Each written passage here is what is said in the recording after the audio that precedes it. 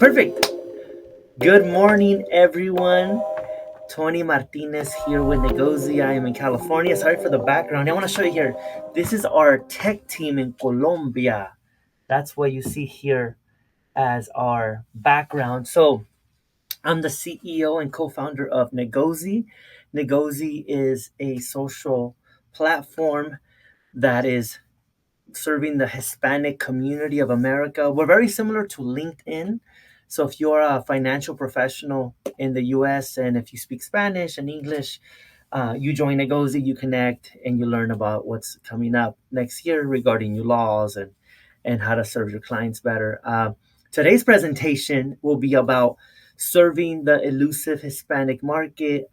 Tech with Tios, Tias, y Todos. So I want to thank my colleague Jessica Ceja, who had nominated me for this presentation, and she's been instrumental in helping us grow Negozi, and she works with me here. And I'm in San Jose, California, so I know we have people from across the world and across the nation seeing us.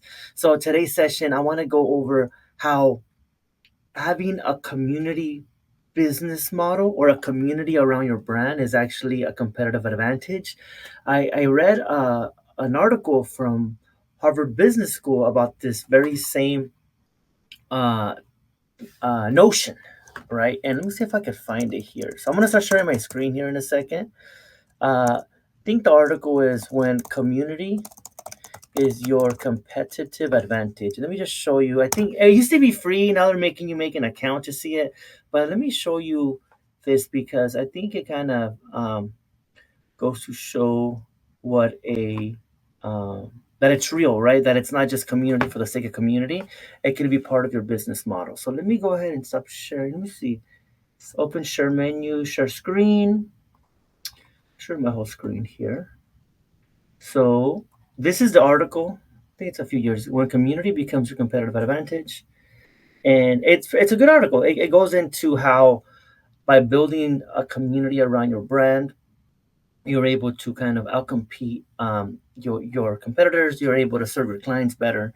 But I'm gonna just dive right into my presentation. And when serving the Hispanic market, when serving your tios tias and this Hispanic immigrant community that we aim to serve, co- um, building a community around our business model has been instrumental in helping us really gain traction, market share, and really be able to kind of have everyone around our brand, right? Empathize with our brand, empathize with our end users. And we have a team of about 10, 12 employees. There's a few in the US, there's a few in Colombia. And together we're looking to serve this elusive Hispanic market. But let me go over a little bit about ourselves, myself, Tony Martinez. I was born here in California, in Salinas, California. It's a small agricultural town about an hour south of Silicon Valley. I got a full ride scholarship to go to Berkeley to study engineering, and my startup Negozi is aims to be a offering a brand of financial services for the Hispanic market. And I'm going to go over how we do it and why, by us building community, it's actually allowed us to scale quickly and take market share from the traditional um, players that exist, and how it's going to continue to allow us to scale not just nationally but globally as well. So if you have any questions in the chat, drop them in. I'll be able to answer them. I can't see the chat right now because I only have one screen, but I'll jump back to the main screen to be able to answer your questions. So just to go over, I'm going to just basically show you real examples of how community has allowed me to thrive in my career, in my businesses.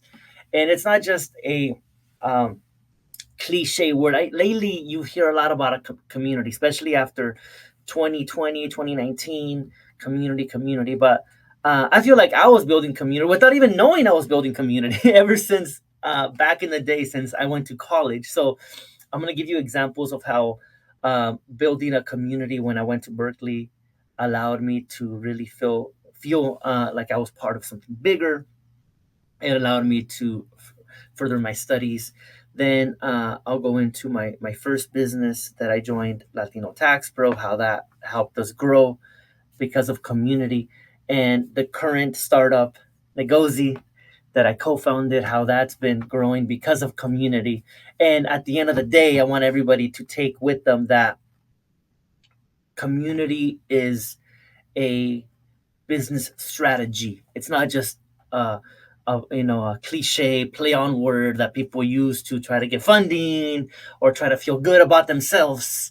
It's actually a strategy for you to win, for you to gain market share, for you to grow your business, for you to grow users, grow revenue, grow sales, get that next investment round, if you're looking to grow and get investors and dominate the world. That is one of our goals, to be a big brand globally for Hispanics across the globe in regards to US capital markets and financial services. So here's a picture of me in 2007 with my bros. So I did join a fraternity, a Latino fraternity, when I went to Berkeley. So imagine I'm 17. I go to this campus, 30,000 students. I don't know anybody, right? I'm from a small town, and I got a full ride scholarship for engineering. So I'm trying to figure things out. And so I naturally gravitate to people that are like me, that have the same taste in music, that look like me, like my primos in this case, right? So I found I discovered this group of Latinos, and I wasn't searching for Latinos. I just was trying to hang out with my homies, right? With people that look like my friends back home. And it happened to be Gamma Zeta Alpha, for those of you that know about the frats. Gamma Zeta Alpha at Berkeley. I joined, and this is actually my senior year, so it's a few years into joining. But you can see this picture, how powerful it is, right? A bunch of Berkeley students on campus. They call this Chicano Corner. I don't know if it still exists. I think it does, but it's right there. It's in front of like the main building, right on campus. And what do we have? We got some músicos. We got some músicos to play for us in Acción en Vivo. And so this is community here, right? I was able to find people that were like minded, that shared a culture. And because of that, there was empathy within us. And so what happens? We help each other, right? We help each other study. We study together. We party together. We have fun together. We're able to have Thanksgiving together. We do community service together. So you can see here on the right, we would participate in rebuilding together Oakland as bros, right? On the left, it's our annual Thanksgiving dinner. So this is so crucial when you're away from home, right? I'm the oldest in my family, so I didn't have like an older sibling that was able to kind of guide me through things, right? My mom and dad son inmigrantes, right? They're from Mexico. They never went to college. They don't speak English. They never went to a U.S. university. And so for me to find this community on campus of guys, in this case, some guys, ¿verdad? Of people that were very similar to me in my upbringing, it was a family, right? It was more than a community. In this case, it was like a family. And it was powerful. It's powerful because you want to belong to something. You are able to thrive when you have the support of a community. So in this case, it was around educational goals, right? By joining a community. It doesn't have to be a frat, it doesn't have to be Latino, but it could be, and many of you here are in college or just graduated or have been to college. So I'm sure you've experienced the same thing when you join a club, right? You join people that are just like you. But here is my first experience with community. And again, I wasn't thinking about community when I joined Gammas, or I wasn't seeking out a community. I was just doing my thing. I was just hanging out, and I found these homies, and I'm starting. And then we go and we go do community service together. We go party together. We go have Thanksgiving dinner together, right? And it's a beautiful thing. It feels good. You're not alone, right? So here's an example again of community. Of my first experience with a community was when I was on campus at Berkeley. My second experience was right after college. I was looking to, where I was going to work because I studied like construction, project management, engineering. But when I graduated, it was during the recession, 2009. So I had a job, but then I lost the job and I was trying to find another job. But I connected with my old boss from high school, here in the middle, Senor Lopez, and he introduced me to this world of like finances and accounting and business. And I never really liked business. It's like, business, I want to build. But at this company, it was more kind of like a startup. The name is, it still exists, Latino Tax Pro. And basically, we were building a community of Hispanic financial professionals. So what you're looking at here, this was during our annual convention in Las Vegas. But you can see the people in this picture, right? A lot of them, they have things in common. And I think that's the key with community is there's empathy amongst the members because there's things in common. So in this case, what do they have in common? They're financial professionals. So they're in that same industry. They happen to be Hispanic, right? Bilingual. Hispanic people have the same type of culture, even if it's different countries. They have the same type of food. A lot of people are religious, for example. Family. They have the same values, right? Family, religion, work hard, contribute. A lot of people are entrepreneurs. And so, in this example of this business, Latino Tax Pro, one of the reasons we grew fast across the nation and people were surprised, were like, hey, Latino tax pros everywhere, is because I brought what I learned from college, I brought it to this business. And again, maybe it's easy for me to just kind of build community because I don't feel like I'm ever trying to build it. Just for some reason, people just always want to hang out together or around me, or maybe I'm because I'm friendly. But this is an example of how we were able to build community around this business of financial professionals. And because of that, we're able to recruit new members, retain customers, attract new clients, grow our sales every quarter, every year. And also, as to the point of this presentation, Dios and Tias, um, a lot of these individuals, as you notice, they're older, right? They're a lot of our immigrants, like my mom and dad, like my Dios and Tias. And so by us kind of designing a place for Dios and Tias to feel welcome, and a lot of it was in Spanish, right? Because a lot of our Dios and Tias hablan español. They were able to kind of join and feel welcome, and then it allowed us to be successful in this business endeavor. And here's another example. This is a specific tax and accounting office in Salinas, California, that belongs to Lopez Tax Service, my old boss. But something he would do for business purposes, but you could also see that business and social causes come together. You don't have to be a nonprofit to be helping the community. In this case, there's a lot of examples of you could be a business that is looking for profits. You have investors who are looking to dominate industries, and you could still help. So here's a good example of this annual toy drive in December that this office, this financial services office in East Salinas, Lopez Tax Service, does every year. They give away teddy bears and they bring the radio, and it's a win-win, right? Not only does a community, a lot of these little kids, right, they may not have money for toy. A lot of them are immigrant taxpayers, immigrant clients that work in agriculture, undocumented immigrants, perhaps, that may not make enough money to buy their kids a toy. But look at the faces. They're super happy that this business, Lopez Tax Service, is giving back. Number one, because it's nice to give back, obviously, right?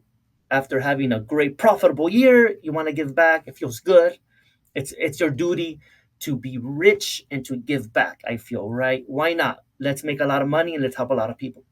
But also, it is a business strategy. You have hundreds of families go into your office. It's strategically being, these teddy bears are strategically being passed out inside of the office because in January or February, the following month, you want these families to go into your office to get their taxes done. This is a tax office, right? So you're helping out, you're building community around your business, around your brand. The tios and tias are coming in, and you're able to then turn these loyal followers that are very thankful perhaps into clients, perhaps, right? It's not guaranteed. They don't have to go to you. You're not making it a provision of them getting a teddy bear to be a client.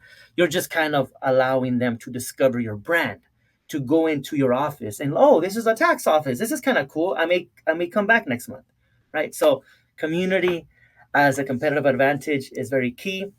Now let's jump into my current startup, negozee. Again, I community. Look at this. So maybe it's because we're just serving Latinos, and Latinos are naturally community driven.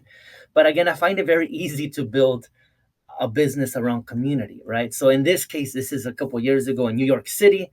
Again, financial professionals here that are part of the negozee community, the negozee business ecosystem, but they're happy to connect with each other, to do business with each other, to go to this class and to network and to connect. So negozee has allowed us to grow across the nation through our members. And what we're looking to do at negozee, we want to be a financial services uh, ecosystem for immigrants. So if you are one of the 50 million immigrant families in the nation that you need to do your taxes, do insurance, get a loan, buy a house, we want you to visit a Negozi office. And here's a picture of one of our investors, one of my friends, Frank Lopez. This is the day I met him, or the week I met him. I met him at a Chamber of Commerce event. And look how cool we are right away, just meeting each other. Why? Because maybe because there's empathy, right? Because we're both young and we're Latino, we're entrepreneurs, and we're just hanging out. We were having a couple of drinks together. So this is what community looks like, right? But again, for business purposes, this could work as well. Here's another one. Here, ahí está Jessica. Aquí está el equipo. This was at Stanford, part of the Latino Business Action Network, for those that you may or may not know, on campus. And I really believe that if you want to build a large business, that you need to consider having community around your business model, especially if it's like B2B, right? Small business owner, especially actually for serving the Latino market, even so, right? Because serving the Latino market allows you to kind of, as you know, our culture is very loyal, but they want to get to know you. It's very human to human interaction, right? There's another example of us in Houston.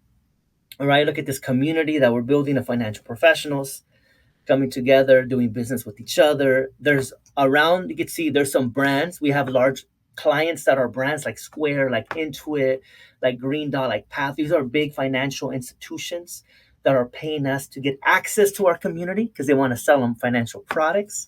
But the actual community itself makes it a business model where people could tap into.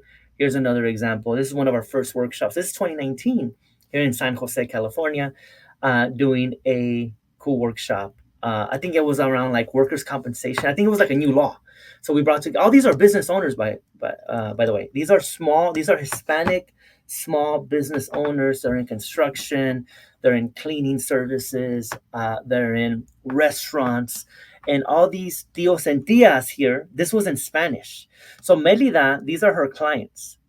These are local San Jose small business owners that are contributing to the economy, that are immigrants. We did this workshop in Espanol, and look, we brought them together, right? Not only did they come to learn about the new law, but they were able to meet each other and to connect. And that allows them to grow their individual businesses. And it helps the local economy, it helps the US, right? Because now there's more entrepreneurs that are contributing to the country. And a lot of them are, they may be undocumented also, right? But boom, puro negocio. So let me give you some examples of brands that have really doubled down on community, that makes the brand affinity really, really shine, that allows for retention, right? Well, if you have a business, you got to retain your current clients. It allows you to recruit new clients. How do you recruit new clients without spending so much money, right? So Harley Davidson, a great example of a brand of a business that feels more of a club, that feels more like a community of like-minded individuals. And because they've done a great and what does it do? It brings together people that use that product, right? So and it happens to be the same kind of humans, bikers and the biker culture, and they have these events, and they have the events in their shops, and it really builds community around their business model, and it allows them to grow every year, to grow sales, to retain customers, right? Another example is Patagonia.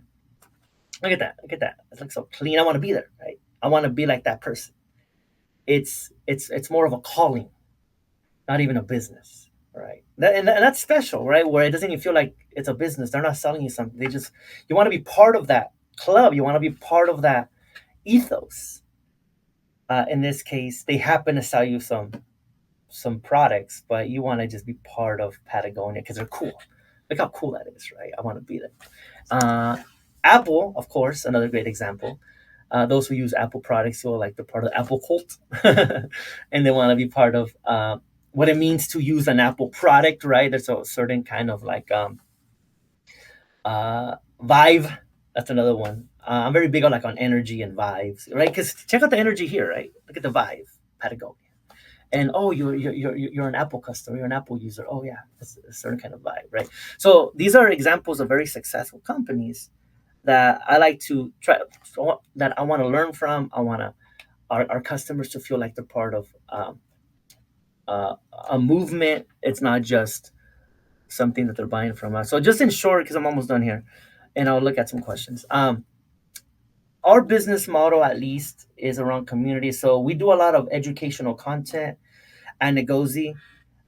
We want to ensure that our members, our our financial professionals that follow us, are educated on the latest laws in Espanol and in English. So we do a lot of webinars, a lot of events on how to invest, or how to buy your first house, or how to turn your investment into an Airbnb, or how to get the capital that you need, or how to pay taxes. The events are great for connection. We just had our national convention 2 weeks ago in San Diego. We have something in Houston, something in New York. And then we noticed that also another thing that's in that Harvard article is by having a community, it actually allows you to, because what happens is that they end up supporting themselves. So when there's little questions about the product or the service, the community, the actual customers, they service themselves. So you don't have to hire 100 customer service reps to answer basic questions. The community itself, the community of customers, is actually helping each other with the product that they're using.